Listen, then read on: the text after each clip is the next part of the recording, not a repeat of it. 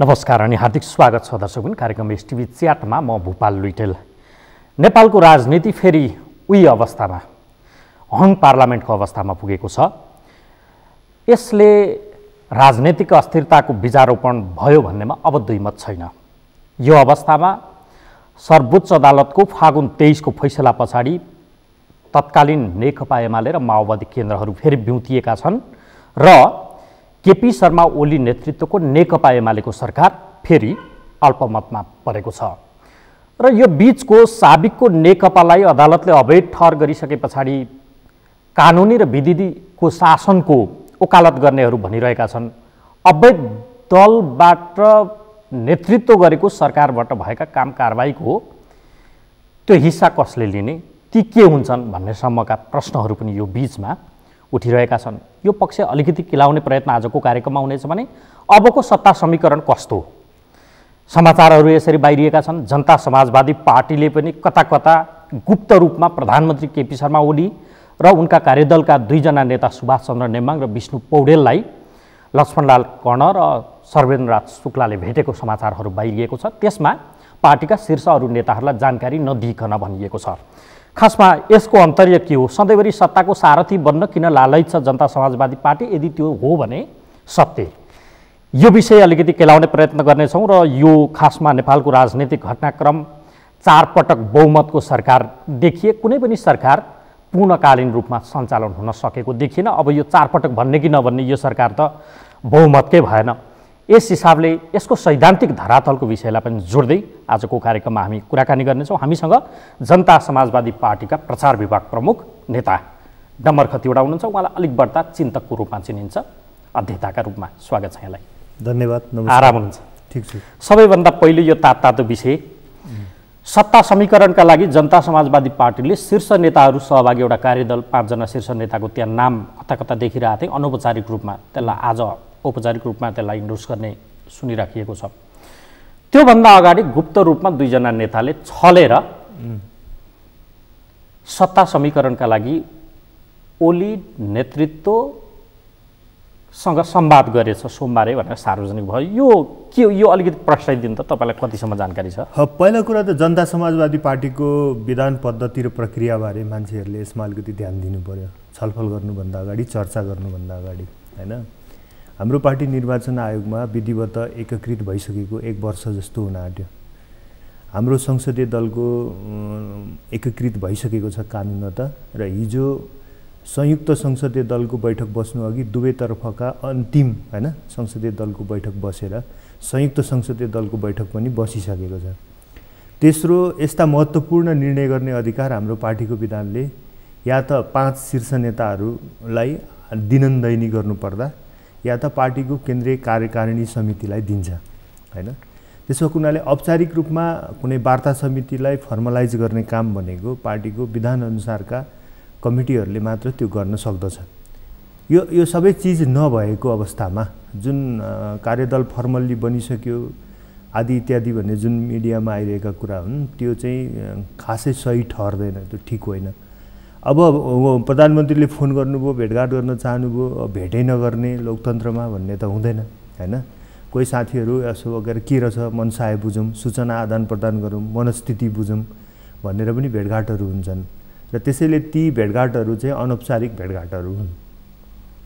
यति बुझ्दा हुन्छ। अहिले भेटघाट भएको विषय सार्वजनिक हुने अवस्थामा पुगिसके पछाडि मात्रै, नभनी नहुने परिबन्ध आइलागे पछाडि मात्रै विषय अरू नेताहरूलाई जानकारी हुनु, शीर्ष नेतालाई जानकारी हुनु, बहुदलीय रहनुपर्ने अथवा पारदर्शी नहुनुको पछाडिको के नियत बुझ्न सकिन्छ? फेरि मैले प्राप्त गरेको सूचना अनुसार यहाँहरूले भने जस्तो छैन, होइन?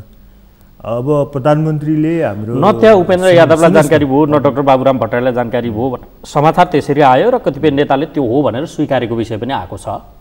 मैले थाहा पाएको कुरा भनौँ, मलाई थाहा नभएको कुरामा त म कुनै बहस डिबेट गर्न चाहन्न, होइन? सूचना नभएको कुरामा किन बहस गर्ने? मैले थाहा पाएको जम्मा कुरा के हो भने अब यो सबै विकसित पछिल्लो राजनीतिक घटनाक्रमपछि प्रधानमन्त्रीले हाम्रो महन्त ठाकुरलाई फोन गर्नुभयो, एकपल्ट भेटौँ भन्नुभयो, उहाँले के काम हो भन्नुभयो, होइन? आउनुहोस् न भन्नुभयो, उहाँ भेट्न जानुभयो। उहाँले चाहिँ विभिन्न कुराहरू गर्न खोज्नुभयो केपी ओलीले, हैन। उहाँले यति भन्नुभयो, पहिला हामी टिकापुरको बन्दीहरू रेशम चौधरीको रिहाई लगायतका कुराहरू सिद्ध्याउँ, त्यसपछि अरू कुरा गर्नु परे गरौँला, अहिले म अरू कुरा गर्ने मुडमा छैन। उहाँले यति भन्नुभयो, कुरा सकियो। यति नै हो भएको कुराहरू मैले थाहा पाएसम्म। लक्ष्मणलाल कर्ण र शर्मनाथ शुक्लाले सुभाष नेमाङ र विष्णु पौडेललाई भेटेको विषय त्यो के फरक पर्छ र त्यसले? अनौपचारिक भेटघाटहरू हुन सक्छन् भने त मैले पार्टीले फर्मल्ली कुनै कार्यदल अधिकार दिएर कुनै फोरमबाट बनाएको छैन हैन। अब अनौपचारिक भेटघाट कसले कहाँ गर्यो के गर्यो भन्ने चिजमा म धेरै जान चाहन्न। तर एउटा हेरौँ न, अहिलेको मूल पार्टी भनिएको साबिकको नेकपा, हजुर, जसलाई अवैध ठहर गरियो सर्वोच्च अदालतले, हजुर, त्यहाँभित्र पनि अनौपचारिक भेटघाट गुट अपारदर्शिता भएर यो हालतमा पुग्यो भनिन्छ। अब लगभग बनोटको हिसाबले त फेरि जनता समाजवादी पार्टी पनि त्यस्तै अवस्थामा देखिन्छ। अब सर्वोच्चको नजिकलाई मान्ने हो भने भोलि यो पनि त्यही अवस्थामा पुग्ने हो कि पूर्ववत अवस्थामा? मानिसहरूले आशंका त्यसरी पनि गरेका छन्। यो अपारदर्शिता भएन भन्ने मात्रै किन गुप्त राखेको भन्ने विषय मात्रै उठान गर्न खोजेको, त्यति धेरै यसलाई अनौपचारिक चिजहरूको पछाडि धेरै किन दौडिनु पर्यो मिडिया भन्ने पनि मेरो चाहिँ भनाइ हो कि। सबै बिगारेकै छ अनौपचारिकले नि त होइन। अनौपचारिक रूपमा त मै कयौँ भेटघाट, दिनमा 100 भेटघाट मै गरिरहेको हुन्छु, तपाईँ नै गरिरहनु भएको होला, साथीभाइहरूसँग चिया पिउनुहुन्छ होला, बस्नुहुन्छ होला, भेट्नुहुन्छ होला। यो त एउटै क्षेत्रमा भएपछि, राजनीतिमै भएपछि, एउटै देशमा भएपछि होइन त हामी त एउटै समाजका मान्छे हौँ होइन। विभिन्न पार्टीमा भए पनि साथीभाइहरू हुन्छन्, कुरो बुझ्न मन लाग्छ। भेटघाट त्यसैले यो अनौपचारिक भेटघाटहरूलाई कुन समयमा गरियो भन्नेले पनि अर्थ राख्छ। यो समय टाइमिङले अर्थ राखेको हो कि टाइमिङ र प्रोक्सिमिटी यो बेलाको? यो त बडो मैले यो सबै तपाईँले जति यो कुरामा प्रश्न गरे पनि मैले भन्न सक्ने दुईटा कुरा के हो भने, अहिले हाम्रो पार्टीले वार्ता गर्नको लागि, सत्ता साझेदारीका लागि वार्ता गर्नको लागि पार्टीको कुनै आधिकारिक निकायबाट कुनै आधिकारिक कार्यदल बनाइसकेको छैन, एक नम्बर कुरा। दोस्रो कुरा, त्यस्तो कार्यदल बनाउने अधिकार पार्टीको केन्द्रीय कार्यकारिणी समितिसँग छ, त्यसको बैठक बसेको छैन, 2 नम्बर कुरा हैन। तेस्रो कुरा, यदि सत्ता साझेदारी कोहीसँग गर्ने वा नगर्ने हो भने पनि त्यसको मिनिमम कन्डिसनहरू के हो, शर्तहरू के हो, परिबन्धहरू के हो भन्ने बारेमा हामी होमवर्कमा त छौँ, छलफल र चिन्तनमा त छौँ, तर फाइन्ड आउट भइसकेको छैन। यस्तो अवस्थामा भएका सबै भेटघाटहरू अनौपचारिकै महत्त्वका हुन्छन्, मैले भन्न सक्ने यति हो। आशंका कता कता यो सरकारमा जाने मुडमा पुग्यो जनता समाजवादी पार्टी, त्यहाँभित्र पनि ध्रुवीकरण छ, एउटा समूह त्यो चाहन्छ हजुर भनिन थाल्यो होइन। सरकारमा त यस्तो भयो नि, अब अहिलेको गणित जुन बन्यो अस्तिको सर्वोच्च अदालतको फैसलापछि, अब त जनता समाजवादी पार्टीको बिनाको सरकारै बन्दैन। त्यो त पनि बन्न सक्दैन होइन, सक्ला, तर जस्तो राजनीतिक गणितको हिसाबले बन्ला, जस्तो नेकपा एमाले र काङ्ग्रेसै मिलेर बनायो भने के गर्नुहुन्छ भन्ने होला हो।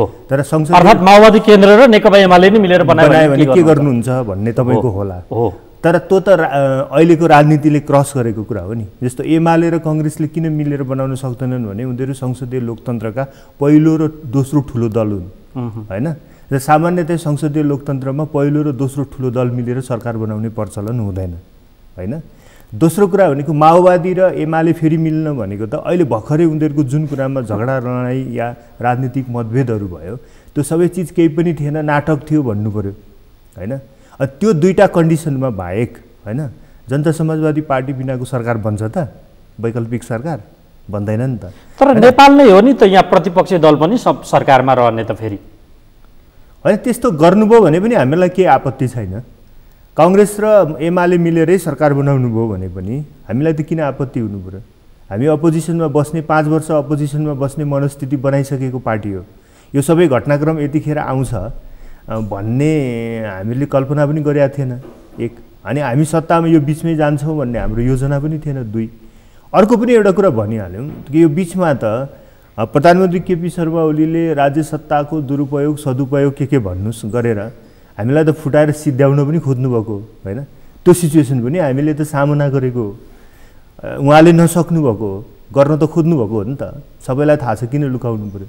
अझै पनि गर्न खोज्नुभएको होला, तर उहाँले गर्न खोज्नुहुन्छ त्यो एउटा कुरा भयो। उहाँले त पासो त फ्याँक्नुहुन्छ नि, तर त्यो पासोमा हामी पर्छौँ पर्दैनौँ भन्ने कुरा पो महत्त्वपूर्ण हो। तर अहिलेसम्म हामी पासोमा परेको छैनौँ। अरू पार्टीको हकमा के भयो मलाई थाहा छैन। हाम्रो पार्टीको हकमा पछिल्ला घटनाक्रममा है, पछिल्ला घटनाक्रममा जतिखेरदेखि हामी समाजवादी या जनता समाजवादी बन्यौँ होइन, चाहिँ ओलीले फाँकेको कुनै पनि पासो चाहिँ यो पार्टीमा काम गरेको छैन, कोही फसेको छैन, अहिलेसम्म पनि कोही फसेको छैन। ढुक्क हुनु होला, अहिलेसम्म त्यो मानियो। अब के हुन्छ भन्ने प्रश्न पनि महत्त्वपूर्ण छ नि। अब पार्टीले हजुर तपाईँले शर्त कन्डिसनको कुरा गर्दै हुनुहुन्छ नि, क्राइटेरिया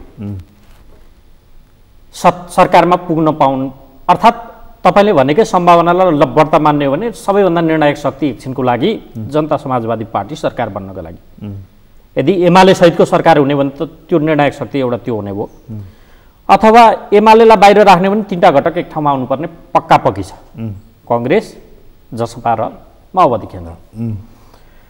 शर्त के हुन् ती पालना भयो भने जनता समाजवादी पार्टी सरकारमा पुग्छ।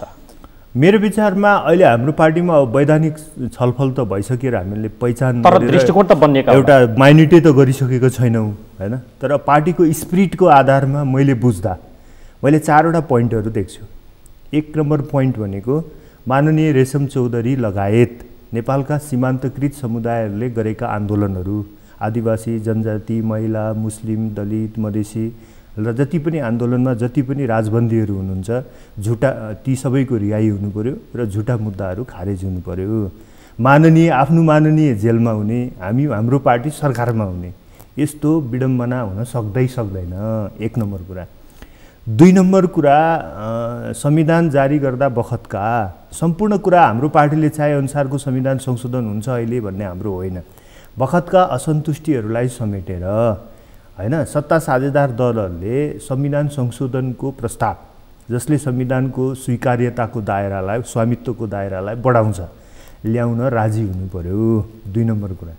3 नम्बर कुरा, बन्ने भनेको सरकारको कमन मिनिमम प्रोग्राम होइन, संयुक्त साझा कार्यक्रम के हो भन्ने ठहर हुनु पर्यो र त्यो सत्ता साझेदारीको संस्कृति अनुसार त्यो नयाँ बन्ने पार्टनरहरू सरकारमा बस्न र कमन मिनिमम प्रोग्राम अनुसार काम गर्न राजी हुनु पर्यो। 3 चौथो बिन्दु भने त्यस्तो बनेको सरकार आउने चुनावसम्म सँगै जाने ग्यारेन्टी हुनु पर्यो।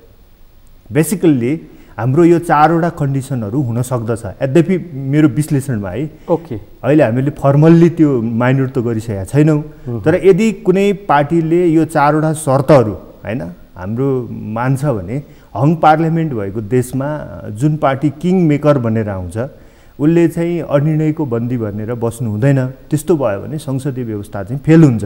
तर त्यसको अर्थ चाहिँ सत्तामा जानका लागि कुनै आधार बिना, राजनीतिक आधार बिना, तर्क बिना, शर्त बिना सरकारमा जानका लागि सरकारमा जाने भन्ने कुरा पनि हुँदैन। ओके, यी 4 शर्त पुरा गरेर मानौँ हजुर नेकपा एमालेको नेतृत्व तयार भयो भने हजुर उहीसँग पनि गठबन्धन। अहिले हाम्रो अहिलेको प्राथमिकता के हुन्छ भने यो पनि एकदम प्रष्ट गरौँ। अहिले यो बिचमा प्रधानमन्त्री केपी शर्मा ओली जुन नेकपाको अध्यक्ष वा संसदीय दलको नेताका रूपमा प्रधानमन्त्री हुनुभयो, हिजो त नेकपाकै रूपमा हुनुभयो होइन, उहाँप्रति उहाँको कार्यशैली, दृष्टिकोण, धारणा र उहाँको सरकारले गरेका 3 वर्ष गरेका कामहरूप्रति हाम्रा गम्भीर राजनीतिक विमतिहरू छन् होइन। त्यस्तो अवस्थामा हाम्रो रुचि वैकल्पिक सरकारतिर हुनु स्वाभाविक हुन्छ राजनीतिक रूपले। तर वैकल्पिक सरकार हामीले चाहेर त बन्ने होइन होइन। सरकार बन्नका लागि त या कुनै साझेदार सरकार बन्नका लागि, गठबन्धन सरकार बन्नका लागि त सम्बद्ध सबै पार्टीहरूको उत्तिकै रुचि, पहलकदमी, सक्रियता र लचकता चाहिन्छ होइन। त्यस अर्थमा हामीले ग्यारेन्टी गर्ने कुरा होइन।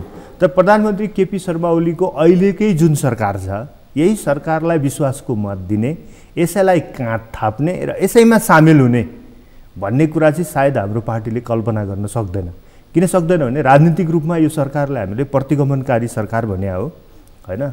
प्रतिनिधि सभा उहाँले विघटन जुन गर्नुभयो त्यो गलत थियो भनेर हामीले भन्या हो, त्यसको विरुद्ध सडक सङ्घर्ष गर्या हो र उहाँले हाम्रो पार्टीलाई फोड्ने लगायतका अवाञ्छित अध्यादेश ल्याएर अवाञ्छित हरकत पनि उहाँले गर्नुभएकै हो होइन। त्यसलाई हामीले प्रतिवाद गऱ्यौँ, निस्तेज बनायौँ। त्यस हुनाले उहाँसँगको हाम्रो अहिलेको पोलिटिकल रिलेसन चाहिँ राम्रो खाले होइन। अझ भन्ने हो भने हाम्रो पार्टीको विचारमा यो केपी ओलीको सरकार भनेको पतन भइसकेको सरकार हो होइन। एक हिसाबले ओली तन्त्र हाम्रो देशमा पतन भइसकेको हो र अहिले जुन सरकार छ त्यो चाहिँ मृत सरकार हो, जो लास मात्रै हो, जसलाई पन्छाउन मात्रै बाँकी छ।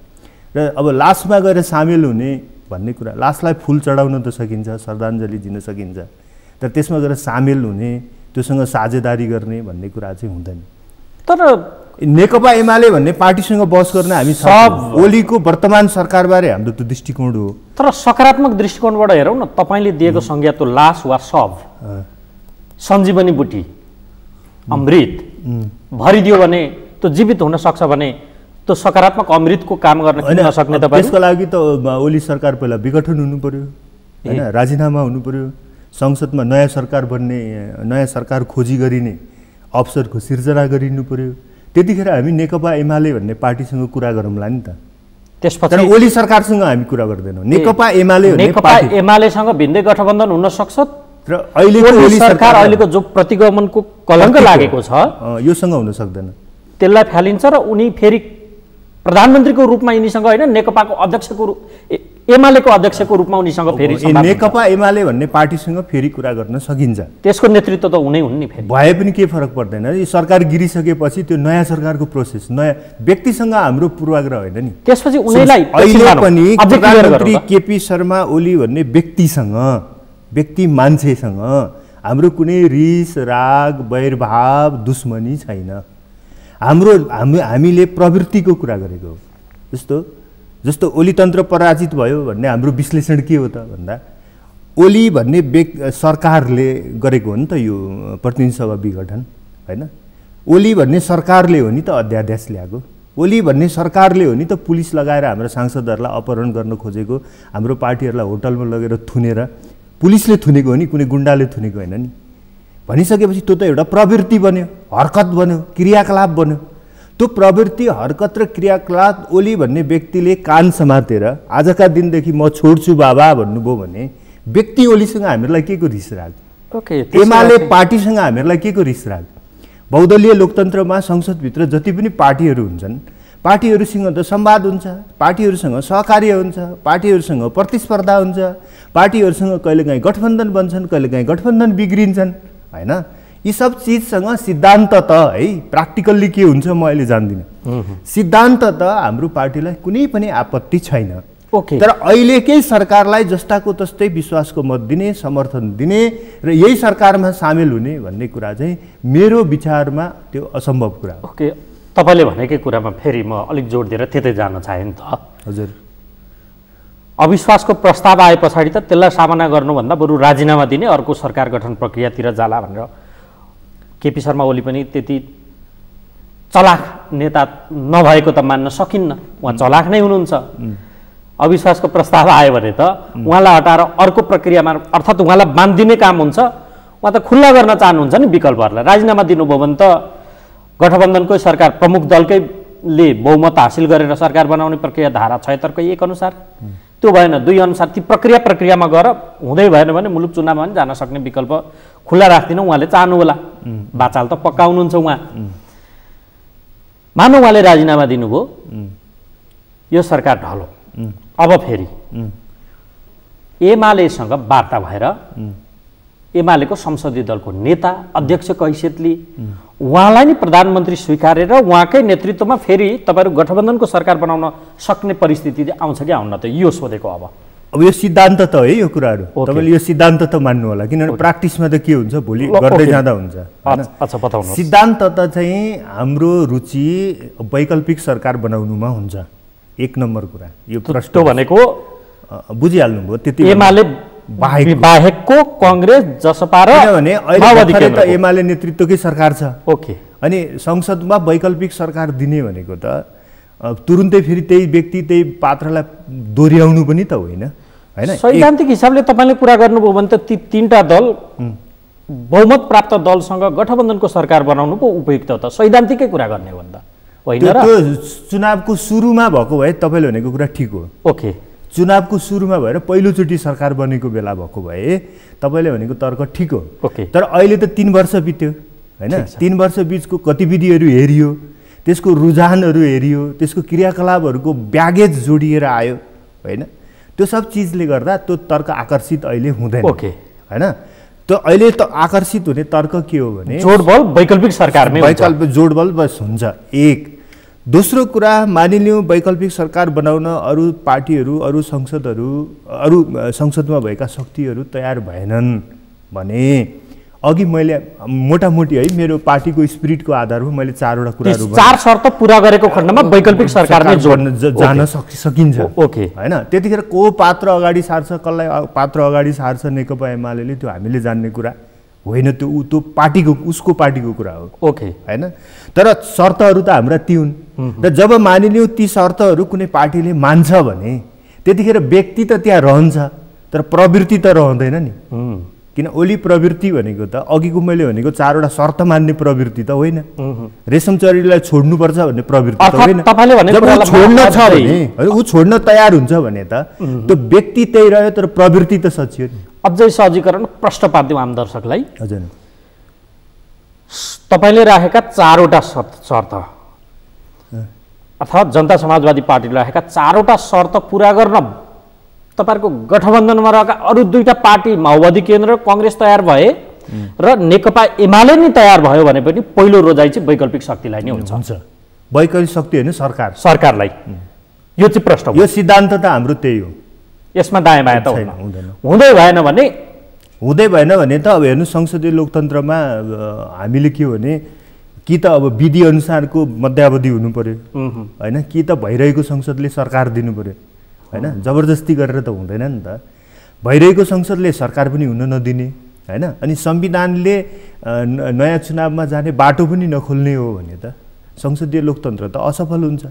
यद्यपि हाम्रो पार्टी सिद्धान्त त संसदीय लोकतन्त्र पक्षधर पनि होइन, यो पनि क्लियर गर्नु। तपाईले सैद्धान्तिक तर अहिले हामीले मानिरहेको त यही हो नि। ओके, तपाईले सैद्धान्तिक पक्षको कुरा गर्नुभयो। हजुर, वैकल्पिक सरकारमै जोड दिँदा पनि अर्को एउटा माओवादी केन्द्र त्यहाँ तेस्रो दलको हिसाबले 53 सिट, त्यसको हैसियत अथवा त्यसको सहभागिता अनिवार्य देखिन्छ। त्यसलाई बाइपास गर्न सक्ने अवस्था त रहेन यदि वैकल्पिकमा जाने हो भने। हजुर, यो बीचका 32-33 महिना अथवा 42 महिना भनौँ त्यो मागदेखिको हिसाब गर्ने भन्दा यो अवस्था लथालिङ्ग अवस्था अथवा ओली तन्त्रको उपमा दिने तहमा तपाईहरु जसरी पुग्नुभयो नि त्यसका स्रोतहरुमा एउटा मूल स्रोत त माओवादी केन्द्रको आजको दिनको नेतृत्व गरेको प्रचण्ड मान्न थाले मानिसहरू।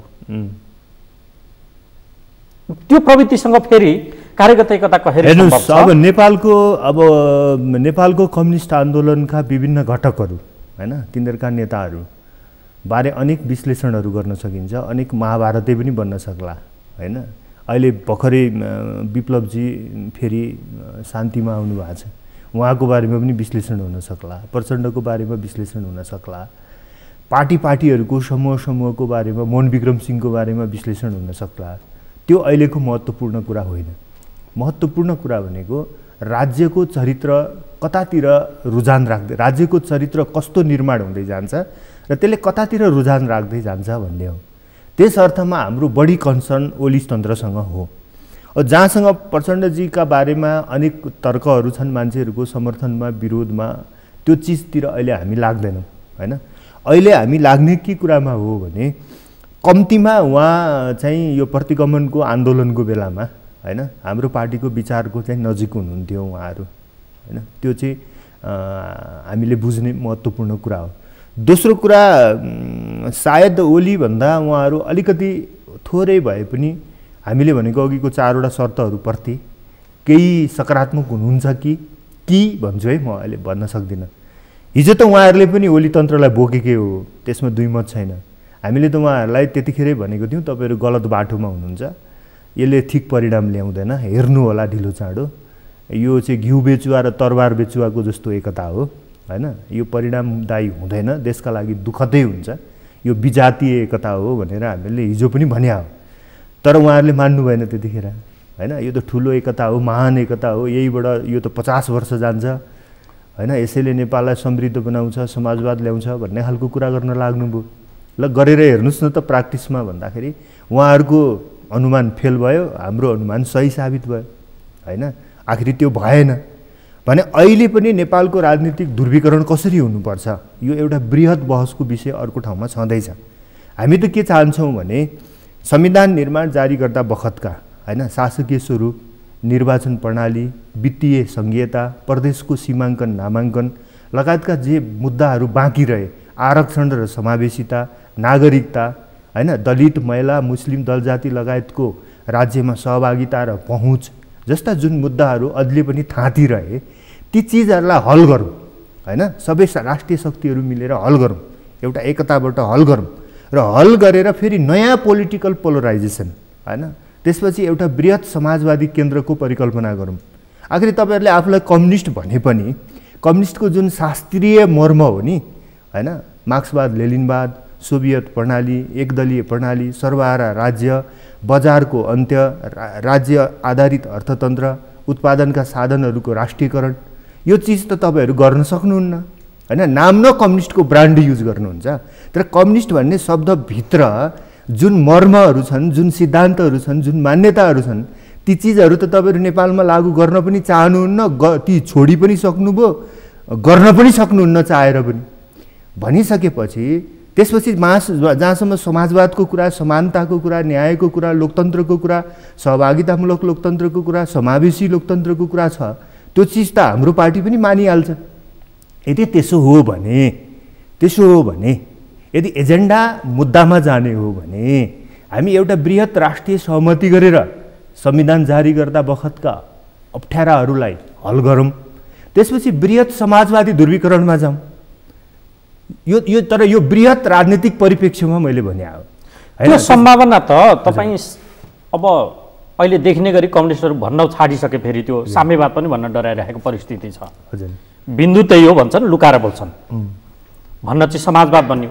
समाजवाद त काङ्ग्रेसले पनि स्वीकारेको छ नि, अनि कङ्ग्रेस ठिक छ, कङ्ग्रेस पनि संविधानको प्रेम्बल त्यो प्रस्तावनामै समाजवाद उन्मुक्त तीबाट लेखेर सुरु गरियो। त्यो त सबैको साझा समाजवाद भन्ने शब्दलाई कसरी परिभाषित गर्ने, हैन, कसरी बुझ्ने भन्ने चिजमा कम्युनिस्टहरूको, कङ्ग्रेसहरूको र हाम्रो दृष्टिकोणमा चाहिँ आकाश जमिनको भिन्नता छ। मेरो भनाइ के हो भने, हाम्रो भनाइ के हो भने, यदि हामी समाजवाद उन्मुख राज्य प्रणालीमा जाने हो भने त्यसका राजनीतिक पूर्व शर्तहरू के हुन्, सामाजिक पूर्व शर्तहरू के हुन्, आर्थिक पूर्व शर्तहरू के हुन्, सांस्कृतिक पूर्व शर्तहरू के हुन्, हैन, राज्य प्रणालीको रिस्ट्रक्चरिङ त्यसले कस्तो माग गर्छ, हैन, अर्थतन्त्रको रिस्ट्रक्चरिङ त्यसले कस्तो माग गर्छ, त्यसमा एउटा बहस होस्। त्यो बहसले एउटा ठम्याइ निर्माण गर्छ भने कङ्ग्रेसले समाजवाद ल्याए पनि हुन्छ, कम्युनिस्टले समाजवाद ल्याए पनि हुन्छ, हामीले ल्याए पनि हुन्छ। कुन पार्टी अब पात्र सत्तामा छ भन्ने कुरा त दलबाट भोट पाएर अनुमोदित हुने कुरा हो, हैन। विचार र एजेन्डाको कुरा, लागू गर्ने कुरा एउटा हो, त्यो ठिक छ भने जसले लागू गरे पनि हुन्छ। तर पात्रको त्यतिखेर कुन पात्रलाई जनताले रोज्छन्, कुन पात्रलाई, कुन पार्टीलाई त्यो काम गर्नको लागि सही पात्र ठान्छन् भन्ने कुरा त जनताको भोटबाट अनुमोदित हुनुपर्छ, हैन। जनताको भोट, जनताले हामीलाई भोट दिनुभयो, समर्थन गर्नुभयो भने हामी समाजवाद लागू गरौँला, हैन। उहाँहरूलाई नै अनुमोदन गर्नुभयो भने उहाँहरू नै गर्नु होला, त्यसमा के आपत्ति छ र? तर एउटा समाजवादको मोडालिटीबाट एउटा बृहत बहस नेपालमा अब जरुरी छ। यसरी शब्दको दुरुपयोग गर्नु हुँदैन। अब तपाईँले अहिले जुन अब यो ओली तन्त्र भन्ने अवस्थामा आउँदाको एउटा स्रोत प्रचण्डलाई पनि मान्ने हो भने कसरी त्यहाँ होला भन्ने विषयलाई अलिकति डाइभर्ट भएर यतातर्फ सैद्धान्तिक विषयमा हामी छिरौँ। म त्यही छिर्छु अब। हजुर, तपाईँले विभिन्न एजेन्डाहरू यो बिचमा बताउनु भयो। ती एजेन्डाहरू अथवा ती मुद्दाहरू जीवित थिए भने हजुर, सहयोगी भूमिका त तपाईँहरूले पनि त्यति ठुलो दल, सङ्गठनको हिसाबले सबैभन्दा ठुलो सङ्गठन थियो। साबिको नेकपा, अहिलेको माओवादी केन्द्र र एमालेको गठबन्धन भनौँ, त्यो हुइन्जेल यी एजेन्डा जीवित बनाउन या तपाईँहरूले फोर्स गरेर त्यसलाई कार्यान्वयन गराउने मामिलामा भनिन्छ नि, यो त्यसलाई सकारात्मक हिसाबले दबाब दिने या सुन्दर तवरले उसलाई त्यो कार्यान्वयन गराउनेतर्फ भूमिकामा तपाईँहरूले दबाब दिन सक्नुहुन्थ्यो। त्यो देखिएन। त्यति ठुलो सङ्गठन मरितुल्य भएको अवस्था देखियो। विचारधाराकै हिसाबले मान्ने हो भने पनि जनताको जनवाद अझ उन्नत खालको त्यो फ्युजन गरेर ल्याएको हो कि जस्तो देखिन्थ्यो। त्यसलाई चलायमान गर्न तपाईँहरूले पनि त केही गर्नु। यहाँनिर एउटा बहस हुनसक्छ। के बहस हो भने नेपालमा ओली तन्त्रको उदय जसरी भयो र उहाँको उदयलाई जुन जुन फ्याक्टरहरूले सहयोग गरे, होइन, हामी त त्यो प्रक्रियाभन्दा बाहिर थियौँ। हामीले त सुरुदेखि नै के भनेको ओली तन्त्रको उदय हुनु नै यो देशको दुर्भाग्य हो। प्रतिगमन हो, पक्नु है। यो प्रतिनिधि सभा विघटन हुनु त प्रतिगमनको पराकाष्ठा थियो। तपाईलाई म तपाईको उत्तरमा सहजीकरण त्यसमा तपाईले थपिदिएर दिना हुन्छ, मैले सोध्नै पर्ने भयो, अलिक अलिनो हुने भन्नु भयो। हजुर, जस्तो हामी त यो भूमिका भन्दा बाहिर थियौँ भन्नुभयो, बाहिर त हुनुहुन्थ्यो, एजेन्डाका हिसाबले अग्रगामी एजेन्डा तपाईँहरूका पनि हुन्, उनीहरूका पनि थिए। हजुर, प्रत्यक्ष निर्वाचित कार्यकारी त्यो भले राष्ट्रपति होला या प्रधानमन्त्री होला, त्यसमा तपाईँहरूको लगभग सहमति थियो। संविधानलाई अझ अग्रगमनकारी बनाउने मामिलामा तपाईँहरूको पनि सहमति नै हो। यी मामिलामा त रचनात्मक दबाब दिनका लागि तपाईँहरूले पनि कुनै न कुनै भूमिका त्यो दललाई यदि खुसी पार्न सकेको, दबाब दिएको भए त त्यो संविधानमा दस्तावेजीकरण गर्न सकिन्थ्यो होला नि त। मैले यतातिर यसलाई मैले त्यही नै भन्दै थिएँ। ओके, ल पहिलो बहस नेपालमा के भयो पछिल्लो चरणमा भने ओलीजीको उदय वामपन्थी आन्दोलनबाट भयो र नेपालको वामपन्थी जनमतलाई के भ्रम पर्यो भने यो ओलीलाई जसले प्रतिगमनकारी या दक्षिणपन्थी भन्दैछन्, यिनीहरू चाहिँ राजनीतिक पूर्वाग्रह राख्ने मान्छेहरू हुन्। ओलीको उदय त वामपन्थी आन्दोलनबाट भइरहेछ, वामपन्थी नेताको रूपमा भइरहेछ भने ऊ कसरी प्रतिगमनकारी हुनसक्छ, ऊ कसरी गैर क्रान्तिकारी हुनसक्छ, कसरी दक्षिणपन्थी हुनसक्छ भन्ने नेपालको वामपन्थी जनमतलाई लाग्यो। यहीँनेरि हाम्रो चाहिँ विमति सुरु भयो।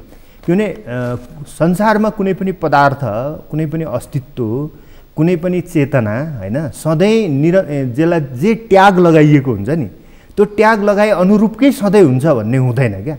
प्र्याक्टिकल व्यावहारिक सङ्घर्षको क्रममा घटनाक्रमहरूले, पात्रले, प्रवृत्तिले चाहिँ विभिन्न प्रकारको उतार चढावहरू सामना गर्छन्, फड्को मार्छन् र रूपान्तरण हुन्छन्।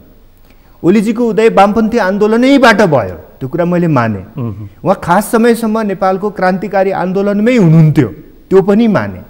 तर विशेष गरी 56 साल पछाडि उहाँ चाहिँ नेपालको दक्षिणपन्थी किताको नेता बन्दै जानुभएको थियो हैन। नेपालको वामपन्थी आन्दोलनभित्र एक किसिमको वामपन्थी आन्दोलनको चेतनामै, वामपन्थी आन्दोलनको विश्लेषण पद्धतिमै एक प्रकारको दक्षिणपन्थी रूपान्तरण भइसकेको थियो।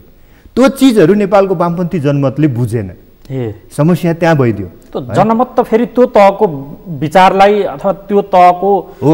अब त्यसो हुनाले ओलीजीको उदयपछि त एक किसिमको भन्छ नि यो आम्ने सामनेको लडाइँ, कन्फ्रन्टेसन हुन्छ भन्ने त हामीले त बुझिहाल्यौँ हैन।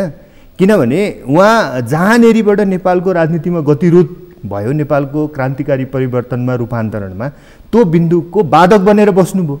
अनि सँगसँगै के भने देशको दक्षिणपन्थी जनमतले, तपाईँ हेर्नु न यसको सिम्टन क्लियर छ क्या। जस्तो ओलीजीको बारेमा हामीले ओली तन्त्र भन्दै गऱ्यौँ, उहाँ दक्षिणपन्थी किताबमा जानुभयो वामपन्थीबाट भन्दै गऱ्यौँ भने यसको कम्युनिस्ट आन्दोलनभित्रको ओली खेमाको साथीहरूले त त्यो मन पराउनुहुन्न। सँगसँगै देशको तपाईँ हेर्नुहोस् कमल थापाले पनि मन पराउनुहुन्न त्यो विश्लेषण, राजावादीहरूले पनि मन पराउँदैनन्। राजावादी वकिलहरू सडकमा राजा आऊ भन्छन्, अदालतमा ओलीको बचाउ गर्न जान्छन् हैन। भनेपछि देशको सम्पूर्ण दक्षिणपन्थी जनमत चाहिँ उहाँको वरिपरि, खालि केवल कम्युनिस्ट आन्दोलनभित्रको दक्षिणपन्थ होइन कि देशकै ओभरअल दक्षिणपन्थ चाहिँ के भयो त ओलीजीको वरिपरि सेन्ट्रलाइज भयो, जसले गर्दा राजावादीहरूको राप्रपाको भोट पनि सुहा भयो। यो कुरो उहाँहरूले बुझ्नु भएन कि, किनभने त्यही स्पेसमा अर्को नेता आयो भने दक्षिणपन्थकै स्पेसमा उहाँ रूपान्तरण भएर पुगेपछि त दक्षिणपन्थको भोट र केन्द्र त रहने भएन नि त, जसले गर्दा राप्रपा सिद्धियो, राजावादीहरू सिद्धिए भन्नाले गणतन्त्र आउनु त राम्रो कुरा थियो, तर भोटमा क्या, भोटमा राजनीतिक प्रतिस्पर्धामा सिद्धिए नि त। भनेको मतलब मैले के भन्न खोजेको हो भने ओलीजीसँग हाम्रो त्यहाँनेरिबाटै विमति हो हैन। यो संविधान निर्माण गर्दा बखतदेखि नै विमति हो। त्यति हुँदाहुँदै पनि तपाईँले भनेका मुद्दाहरू जीवित थिए भने त्यसलाई कार्यान्वयन गर्दा तपाईँहरू त्यो कोर्स, त्यो रिङभन्दा बाहिर हुँदाहुँदै पनि मैले सोधेको प्रश्न चाहिँ ती शासकीय स्वरूपका मामिलाका विषय होला, सिमानाको विषय होला, नामको विषय होला, जे थिए त्यसलाई कार्यान्वयनका लागि रचनात्मक दबाब या भूमिका खेल्न त अग्रगामी एजेन्डालाई अगाडि सार्न त तपाईँहरूले पनि त दबाब दिन सक्नुहुन्थ्यो होला। किनकि सबैभन्दा भीमकाय सङ्गठन हो, त्यो थियो, एजेन्डाको हिसाबले उसका पनि थिए, भरे यो बेला चलायमान भएन होला। यहाँ बुझ्नु सिद्धान्त नेकपा जस्तो जब प्रचण्डहरू गएर ओलीसँग मिल्नुभयो, अनि मैले यसलाई प्रचण्ड र ओलीको एकता भन्छु क्या, एमाले र माओवादीको एकता भन्दिनँ। यो के भनेको होला भन्नु होला, फेरि एमाले र माओवादीको एकता भएको थियो भने त अहिले अदालतले छुट्याइदिने थिएन नि होइन। त्यो त उहाँहरूले किन आधा आधा कार्यकाल प्रधानमन्त्री खाने, हेर्नु है उहाँहरूको सम्झौता कस्तो थियो। प्रचण्डजी अहिले जसरी फस्नु भएको छ नि, एक हिसाबले त खुचिङ भने पनि हुन्छ क्या उहाँलाई, होइन? तर भन्न राजनीतिमा अब त्यो प्रतिशोध सान्ने कुरा मात्रै गरेर त भएन। प्रचण्डलाई खुचिङ भन्दा नि फरक नपर्ने हो। उहाँले त्यो बिचमा जुन व्यवहार देखाउनु भयो, किन त्यत्रो ठुलो आन्दोलनबाट आएको पार्टी, होइन? त्यति धेरै एजेन्डाहरू बाँकी छँदाछँदै, होइन? सबैभन्दा त्यो आन्दोलनको दुश्मन बनेको व्यक्ति र प्रवृत्तिसँग आधा आधा प्रधानमन्त्री कार्यकाल खाने नाममा अरू सबै कुरा छोड दिएर साम्यवादी आन्दोलनभित्रको जनवादी केन्द्रीयता भन्ने सिद्धान्तको नियमअनुसार गराउनु पर्ने छलफलहरू पनि नगराइकन रातारात एकता हुन्छ? यो नाटकीय घटना थियो। त्यो नेता त यही समाजको प्रतिबिम्ब हुन्छ। यो प्रवृत्ति तपाईँ पञ्चायतकाललाई सिध्याउने बेला ताका, मलाई लाग्छ कमल थापा त्यो बेला पनि प्रधानमन्त्री नै हुनुहुन्थ्यो क्या? कमल थापा होइन, मरिचमान हुनुहुन्थ्यो। मरिचमान। अनि कमल थापा सूचना मन्त्री हो, मन्त्री हुनुहुन्थ्यो नि त त्यो बेला, जेसुमा मन्त्री नै हुनुहुन्थ्यो। त्यसपछि 62-63 आन्दोलन दबाउने बेलामा नि उहाँ मन्त्री नै हुनुहुन्थ्यो। हेर्नुहोस् है, पञ्चायतकाल, त्यसपछि राजतन्त्रको त्यो एब्सोल्युट रुलको बेला नि उहाँ मन्त्री नि, त्यस पछाडि गणतन्त्र आए पछाडि उहाँ पटक पटक मन्त्री हुनुभएको छ। भनेपछि त्यो सत्तासँगको साँठगाँठ चाहिँ तपाईँले भने जस्तो प्रवृत्ति विश्लेषण गरेर सिद्धान्तलाई आधार मानेर दाग लगाएर त्योभन्दा परै रहन्छौँ सधैँ भन्ने अवस्था त नहुँदो रहेछ नि।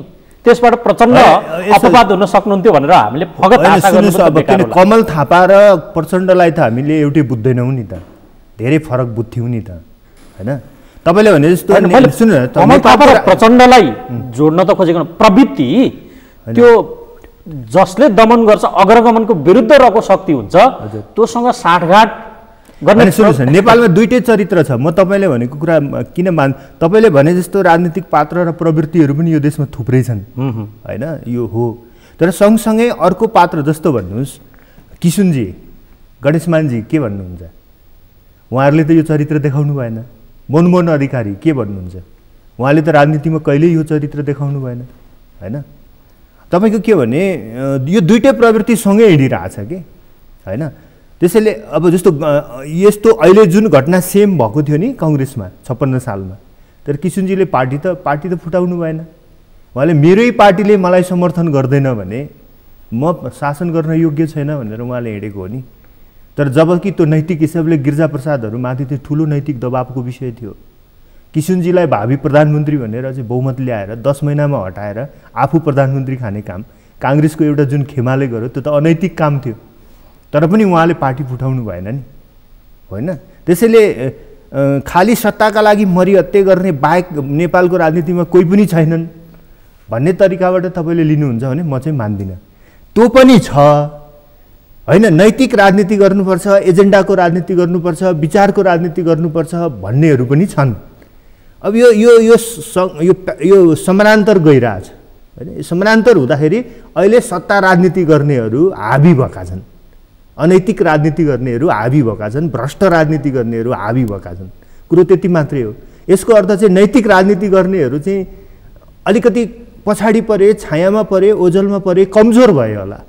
तर सिद्धिए, नैतिक राजनीति गर्नेहरू चाहिँ सिद्धिए भनेर कसैले भन्छ नि, त्यो चाहिँ म मान्दिनँ। मैले सोधेको जवाफ अझै आएन नि। भन्नुहोस् न। साबिकको नेकपा हुँदाखेरि तपाईँहरूका पनि अग्रगमनका कतिपय एजेन्डासँग साझेदारी हुन सक्थे। त्यहाँ मैले बुझेँ, त्यो छुटेछ त्यो कुरा। तर त्यहाँनिर के भयो भने जब प्रचण्ड र ओलीजीको एउटा अराजनीतिक विजातीय एकता भयो, आधा आधा प्रधानमन्त्री खाने गोप्य सम्झौता, त्यो गोप्य सम्झौता पनि अलि पछि मात्रै उहाँहरूले सार्वजनिक गर्नुभयो, होइन? भइसकेपछि जुन एउटा विशाल काय नेकपा भन्ने पार्टी भन्यो नि, विशाल काय भनेको धेरै सदस्य भएको, जताततै ढाकेको, होइन? त्यसले त के ठान्यो भने म त अब यत्रो बलियो चट्टान हो, बृहत सङ्गठन हो। हामी त त्यतिखेर एकीकृत पनि भएको थिएनौँ, होइन?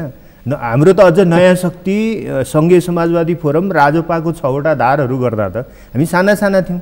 त्यसले त हामीलाई त देख्दै देखेन नि, हाम्रो कुरा त सुन्दा पनि सुनेन, मतलब पनि गरेन, वास्ता पनि गरेन, हामीलाई पावर पनि त्यसले ठानेन भन्न चाहिँ भनिराखेको थियो त्यो समय। होइन, हामीले त्यो कुरा हेर्नुहोस्, डाक्टर बाबुराम भट्टराईका त्यो यो 2-3 वर्ष बिचका लेख, अन्तर्वार्ता, भाषणहरू तपाईँ सुन्नुहोस्, होइन? नयाँ शक्ति पार्टी र समाजवादी फोरम एकीकृत हुँदाको चाहिँ दस्तावेज तपाईँ हेर्नुहोस्, होइन? अहिले भर्खरै हाम्रो पार्टी एकीकृत हुँदाखेरिको चाहिँ घोषणापत्र तपाईँ हेर्नुहोस्। यो हरेक ठाउँमा हामीले चाहिँ संविधान जारी गर्दा बखत चुकेका कुराहरू भनेर त बारम्बार भनिरहेछौँ त, भनेको छैनौँ? हरेक मिडियामा, लेखमा, अन्तर्वार्तामा, पार्टीका दस्तावेजहरूमा हरेक ठाउँमा यो चिज भनिरहेछौँ। तर त्यतिखेर उहाँहरू हाम्रो कुरा सुन्ने पक्षमा हुनुहुन्थेन। उहाँहरूको कान या छाला यति मोटो भइसकेको थियो गैँडाको जस्तो कि हाम्रो सुईले त्यो काम गरिरहेको थिएन, त्यो घोच्न सकिरहेको थिएन। अब त सिचुएसन चेन्ज भयो होइन। अब शक्ति समीकरण पनि बदलियो, कम्युनिस्ट आन्दोलनबारे जनताको बुझाइ पनि बदलियो होइन। म पनि कुनै समय कम्युनिस्ट आन्दोलनमा थिएँ हेर्नुहोस् होइन। मैले करिब 12 वर्ष अगाडि कम्युनिस्ट मुभमेन्ट छोड्दाखेरि मैले जुन साथीहरूसँग डिबेट गरेका थिएँ कि नेपालमा कम्युनिस्ट आन्दोलनले अब गरी खाँदैन, वैकल्पिक शक्ति चाहिन्छ, वैकल्पिक विचार चाहिन्छ, वैकल्पिक एजेन्डा चाहिन्छ भनेर आज प्र्याक्टिसबाट पुष्टि हुँदै आयो नि त होइन। त्यसको कम्युनिस्ट आन्दोलनलाई खालि हामीले पूर्वाग्रहको रूपमा हेरिरहेको छैनौँ। हेर्नुहोस्, कम्युनिस्ट आन्दोलनको विश्व सन्दर्भको पनि हामी विश्लेषण गरिरहेछौँ। सोभियत सङ्घदेखि चाइनासम्म, उत्तर कोरियादेखि क्युबासम्म, पूर्वी युरोपदेखि अफगानिस्तानसम्म विश्व कम्युनिस्ट आन्दोलनमा के त्रुटिहरू रहे भन्ने पनि एउटा हाम्रो रिफरेन्स हो। अन्तिम खण्डमा आउँछु। हजुर, अब साँच्चै भन्यो भने त प्रचण्डलाई खुजिङ भनिदिँदा नि फरक नपर्ने हो। तपाईँले त्यो शब्दलाई मैले बडो मार्क गरिरहेको छु। हजुर, अर्थात् तत्कालीन एमालेभित्र पनि ओलीलाई खुजिङ भन्दा फरक पर्दैन थियो भन्नेहरू पनि छन्। हजुर, उनीहरूको त्यो भुललाई परिबन्धमै पारेर होस् या जेसुकै होस्, अदालतले करेक्सन गरेर त्यही ठाउँमा पुर्याइदियो। अब कुन अवस्थामा पुग्छ निर्णय? अदालतको यो पछिल्लो निर्णयबारे मेरो दुईटा भनाइ छ। अदालतको निर्णय बेठिक होइन, निर्वाचन आयोगले गल्ती गरेको थियो। निर्वाचन आयोगले एउटा पार्टी दर्ता हुँदाहुँदै अर्को पार्टीलाई त्यो नाम दिन मिल्दैन। यस्तो घटना हामीले धेरै सामना गरेको छौँ नेपालमा। चुनाव चिन्ह पनि कन्फ्युज हुने गरी दिन्छ, कहिले एउटा आँखा दुईटा आँखा भनेर दिन्छ, गोलाकार भित्रको छाला गोलाकार बाहिरको छाता भनेर दिन्छ होइन।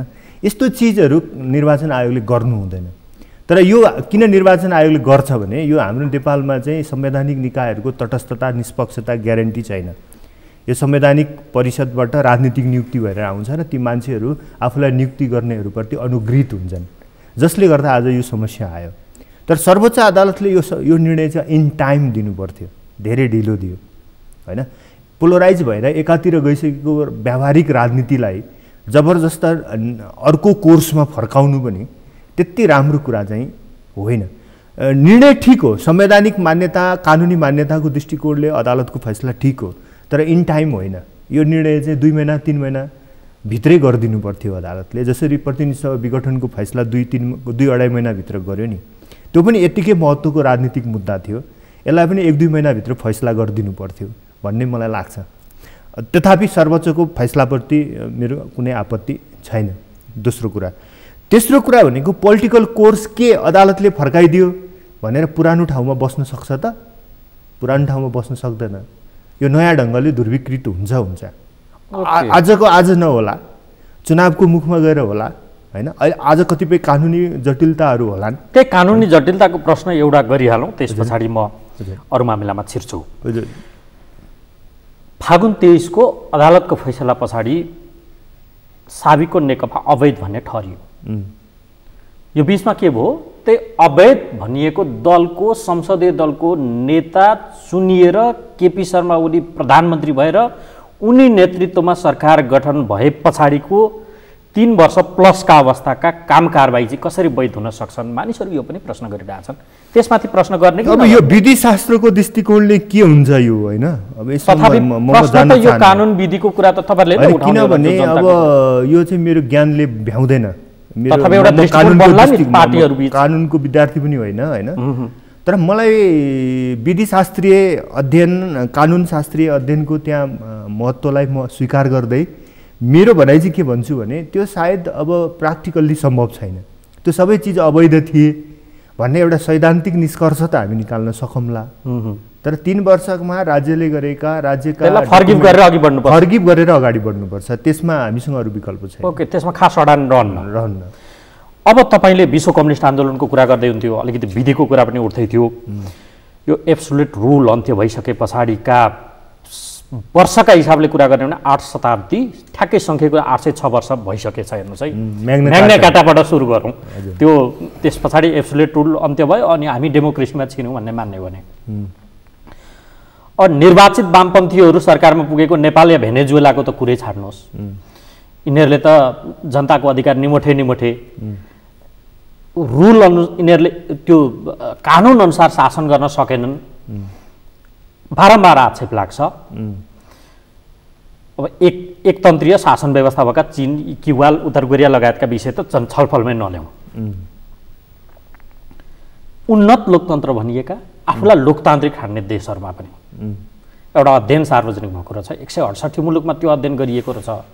त्यो 168 मुलुकमध्ये एउटा सूचकाङ्कले के भन्दो रहेछ भन्दै 23वटा मुलुकमा लोकतन्त्रको अभ्यास भएको रहेछ। त्यो 23वटा मुलुकभित्र कुल विश्वको जनसङ्ख्याको 8.4% मानिस बस्दा रहेछन्।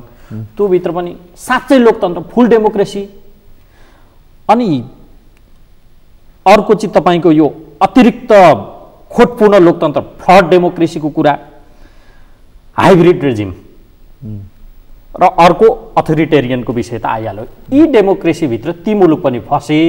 साँचो लोकतन्त्रको अभ्यासमा त्यसैबाट शासित हुने मानिस चाहिँ 1% हाराहारी पनि संसारमा छैन कि क्या हो?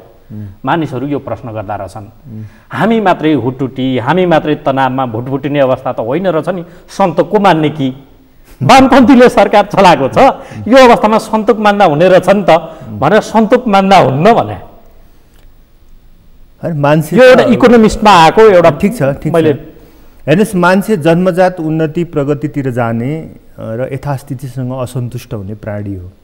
यो चाहिँ मान्छे जातको स्वभाव होइन कि, यो चाहिँ प्रकृतिको, सृष्टिको स्वभाव हो। सृष्टिको स्वभाव मान्छेमा आरोपित भएको हो। सृष्टिको स्वभाव के हो भने यो जहिले पनि डाइनामिजममा हुन्छ, गतिमा हुन्छ, यथास्थितिमा हुँदैन। जस्तो कि तपाईँ अगाडि बढ्नुपर्छ, कि दायाँ लाग्नुपर्छ, कि बायाँ लाग्नुपर्छ, कि पछाडि फर्किनुपर्छ। कुनै पनि बिन्दुमा कुनै पनि अस्तित्व निरन्तर रहिरहन चाहिँ सक्दैन। समाजको, राजनीतिको पनि नियम त्यही हो कि समाज जुन बिन्दुमा आइपुग्छ त्यसबाट त्यसलाई दायाँ तान्ने पनि हुन्छन्, त्यसलाई बायाँ तान्ने पनि हुन्छन्, त्यसलाई पछाडि तान्ने पनि हुन्छन्, त्यसलाई अगाडि लान खोज्ने पनि हुन्छन्। होइन, मेरो प्रश्न के भने म आउँछु तपाईँले। लोकतन्त्र अभ्यास भएको 800 वर्ष, 8 शताब्दी नागे छ। हामी 7 दशक प्लसमा छौँ। अनि त्यो उत्कट चाहना हामी त्यो 8 शताब्दी त वर्षका हिसाबले नसुहाएको हो कि हामी किन उटोटी भएको भन्ने मात्रै। मैले बुझेँ त। त्यसैले लोकतन्त्रलाई अगाडि लाने प्रयास हाम्रो हो, होइन? तर हामी सफल के अरे पछाडि तान्नेहरू सफल भयो भने त लोकतन्त्र पछाडि जान्छ। दायाँ तान्नेहरू सफल भयो भने दायाँ जान्छ, बायाँ तान्नेहरू सफल भयो भने बायाँ जान्छ।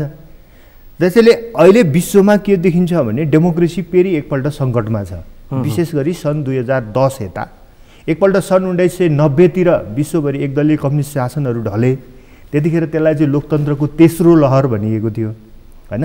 लोकतन्त्रको पहिलो लहर भनिएको थियो तपाईँले भनेको मेग्ना कार्टा, गोलियर्स रेभोल्युसन, इन्डस्ट्रियल रेभोल्युसनको बेला।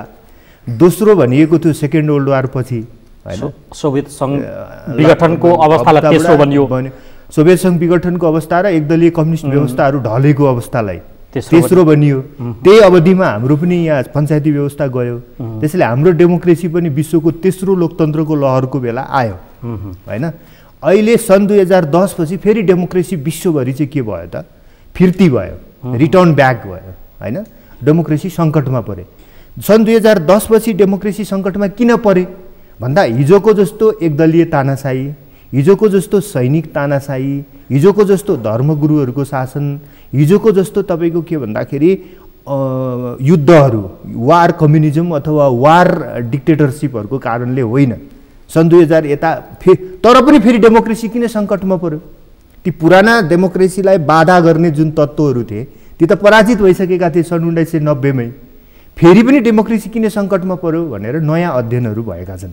नयाँ अध्ययनले भने के भन्छ भने यसका दुईटा कारणहरू छन्।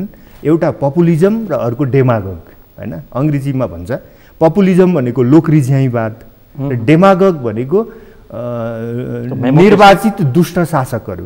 निर्वाचित पहिला के कन्सेप्ट थियो भने कि दुष्टहरू निर्वाचितै हुँदैनन्, जो निर्वाचित हुन्छन् ती असल हुन्छन्, होइन? तर सन् 2010 पछि निर्वाचित दुष्ट दुष्टहरूलाई निर्वाचित गरियो। दुष्टहरूलाई नै निर्वाचित गर्ने खालको मतदाता मनोविज्ञान बन्यो। त्यो प्रवृत्तिको उदाहरण जसलाई डेमागोग भनियो, होइन? अङ्ग्रेजीमा डेमागोग भन्यो। डेमागोगहरू के कारणले जन्मिए भन्ने अर्को स्टडी भयो। त्यसले के देखायो भने त्यो चाहिँ पपुलिजम हो। पपुलिजमबाट डेमागोगहरूको उदय हुन्छ। यो कन्सेप्ट अनुसार चाहिँ तपाईँको अमेरिकामा ट्रम्प आए, भारतमा मोदी आए, तपाईँको अर्दोगान आयो टर्कीमा, हैन तपाईको नेपालमा ओलीजी आउनुभयो ठ्याम्मै त्यही तरिकाले हो त्यहीनेरि मान्छेले कुरो बुझेनन् क्या सन् 2010 पछि विश्व राजनीतिको प्रगति कसरी शिफ्ट भयो र यो लोकरिजाईवाद र डेमागोग हैन को उदय कसरी भइरहेछ र त्यही प्रवृत्तिको एउटा श्रृङ्खला नेपालमा ओलीजी कसरी बन्नुभयो भनेर हामीले हेर्यौं हैन हामीले त्यो तरिकाले हेर्यौं तर नेपालको पुरानो वामपन्थी जनमतले चाहिँ के हेर्यो भने हैट यो त हुँदै होइन यस्तो त कहाँ हुन्छ यो त ओलीजी त कम्युनिस्ट आन्दोलन भित्रकै मान्छे हो नि यो के को लोकरिजाईवाद के को डेमागोग हैन यो सबै निरर्थक हो कहाँ ट्रम्प र ओलीलाई जाँच्न मिल्छ कहाँ मोदी र ओलीलाई जाँच्न मिल्छ कहाँ तपाईको एर्दोगान पुटिनसँग ओलीको तुलना हुन सक्छ यो त लेफ्ट मुभमेन्ट भित्रको रेभोल्युसनरी मुभमेन्ट भित्रको एउटा असल पात्र हो भन्ने नेपालको वामपन्थी जनमतलाई बन्यो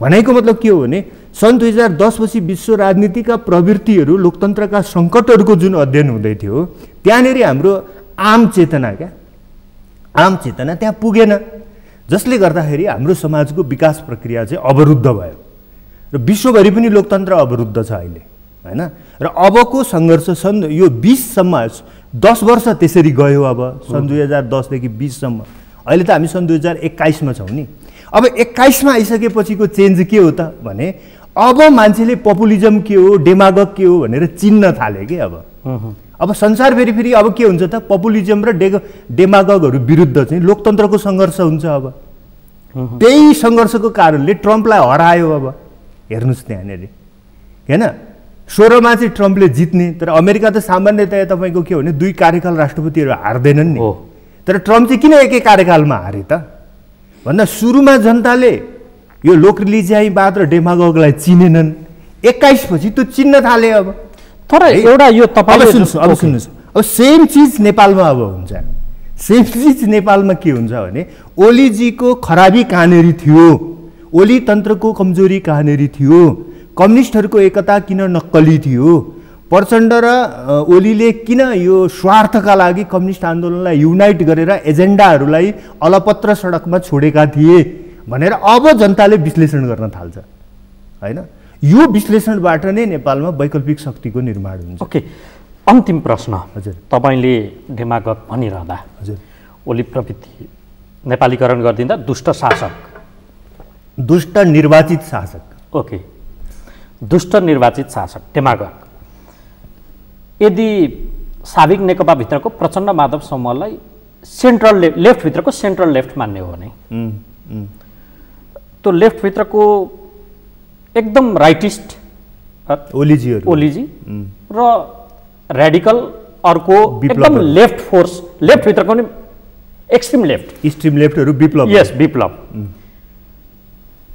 यो एकदम जुन र घामको पनि संज्ञा दियो त्यो बेला हजुर जुन कहिले कदाचित सँगै हुनै सक्दैन त्यो फोर्स पनि एक भएको जस्तो देखियो यो बेला हजुर अनि जुन तपाई डेमागोग भन्दै हुनुहुन्छ त्यो प्रवृत्तिलाई एकदम रेडिकल फोर्सले पत्याएर कता कता गडजोडै हुने हो कि यो लेफ्ट मुभमेन्टमा सँगै पो जाइन्छ कि भन्ने चर्चा पनि छन् पत्याएर त्यो ठाउँमा पनि आइपुगेको अवस्था रह्यो नि त कसरी त डेमागोग भनेर यसलाई अलिकति त्यसले त्यो दृष्टिकोणले काट्यो कि भन्ने मलाई लाग्दैन काट्यो एक्सट्रिम लेफ्टले त्यो गर्यो एक्सट्रिम लेफ्टहरुको संसारभरि के दुःख हो भने उहाँहरु अल्टिमेटली फेरि अल्ट्रा राइट नै हुने हो जस्तो ओलीजी पनि त झापा मुभमेन्टको बेला त एक्सट्रिम लेफ्ट हो नि त तर त्यो गल्ती थियो धर्मलाई ढकालहरुको टाउको काट्नु भन्ने त हैन अहिले उहाँ एक्सट्रिम राइटको लिडर हुनुभयो हैन त्यस्तै विप्लवजी पनि एक्सट्रिम लेफ्ट हुनुहुन्थ्यो मेरो कामना छ मैले हिजो अस्ति एउटा लेखमा चर्चा गरेको थिएँ कि विप्लवजी कृपया ओलीजीको चौथो प्यादा नबन्नुस् भनेर हजुर हैन यसभन्दा अगाडि ओलीजीले 3टा राजनीतिक प्यादाहरू खडा गरिसक्नु भएको छ एउटा हृदय त्रिपाठीको स्वतन्त्र समूह हैन अर्को सीके राउत र अर्को यो पूर्व माओवादी विप्लव मणिसरी बादल मणिचन्द्रहरू हैन यो 3टा पोलिटिकल प्यादाहरू उहाँले खडा गरिसक्नु भएको छ मलाई डर छ कि कतै विप्लवजी ओली तन्त्रको चौथो प्यादा भन्नुहुन्छ भनेर नबन्नुहोस् भन्ने मेरो कामना हो दृष्टिकोणले भेद न हो यो त तपाईले देख्दा त्यो देखियो उहाँले हैन नभए उहाँले 2.5 वर्ष 3 वर्ष अगाडि के भन्नुभयो हैन महापतन भन्ने किताब लेख्नुभयो हैन महापतन चाहिँ महाग्रन्थ हो भन्ने थियो उहाँको दाबी तर अन्तिममा त्यो त फुटनोट साबित भयो नि त अन्ततः त्यो दक्षिणपन्थी धारमै पुग्छ पुग्छ। मेरो विचारमा के भने कि त यो दक्षिणपन्थ वामपन्थ उग्र वामपन्थ कसरी दक्षिणपन्थमा पुग्छ भन्ने कुराको गहिरो विश्लेषण र चेतनासहित विप्लवजीले आफूलाई अगाडि बढाउनु पर्यो र अग्रपन्थमा ल्याउनु पर्यो, अग्रगमनमा ल्याउनु पर्यो। अग्रगमनमा ल्याउनु भयो भने उहाँ यो समस्याबाट जोगिनुहुन्छ। यदि त्यो मुभमेन्टलाई, त्यो अल्ट्रा लेफ्ट मुभमेन्टलाई अग्रपन्थमा ल्याउनु भएन भने त्यो दक्षिणपन्थमै पुग्छ र त्यो ओली तन्त्रको अर्को प्यादा भन्छ। हस्, समय सकियो। यहाँलाई धन्यवाद। धन्यवाद। र आदरणीय दर्शकहरू, कार्यक्रमको निर्धारित समय सक्यो। आज हामीले जनता समाजवादी पार्टीका प्रचार विभाग प्रमुख नेता ढम्बर खतिवडासँग समसामयिक राजनीतिक विषयलाई केन्द्रमा राखेर संवाद गऱ्यौँ। अर्को अङ्कमा फेरि तपाईँ हाम्रो भेट हुने नै छ। हामीलाई आजलाई बिदा दिनुहोस्।